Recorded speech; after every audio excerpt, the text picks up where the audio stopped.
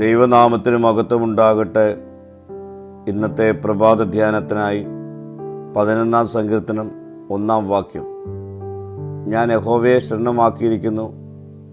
പക്ഷികളെ, നിങ്ങളുടെ പർവ്വതത്തിലേക്ക് പറന്നു പോകുവിനെന്ന് നിങ്ങൾ എന്നോട് പറയുന്നത് എങ്ങനെ?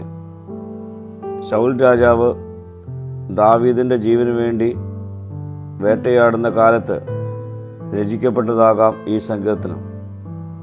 ദാവീദിൻ്റെ സുരക്ഷിതത്വത്തെക്കുറിച്ച് ആശങ്കയുള്ളവരായിരുന്ന സ്നേഹിതന്മാർ പർവ്വതത്തിലെങ്ങാനും ഒരു ഗുഹയിൽ ഒളിച്ചിരുന്നാൽ ശൗലിൻ്റെ ക്രോധത്തിൽ നിന്ന് രക്ഷപ്പെടാമെന്ന് ഉപദേശിക്കുന്നു.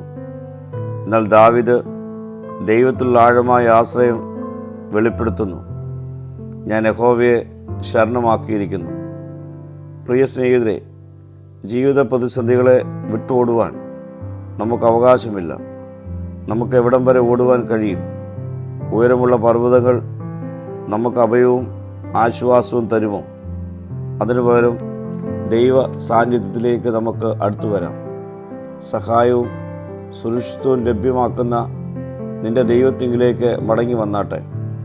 അവൻ നിന്നെ സൂക്ഷിക്കുവാനും സംരക്ഷിക്കുവാനും മതിയായവൻ.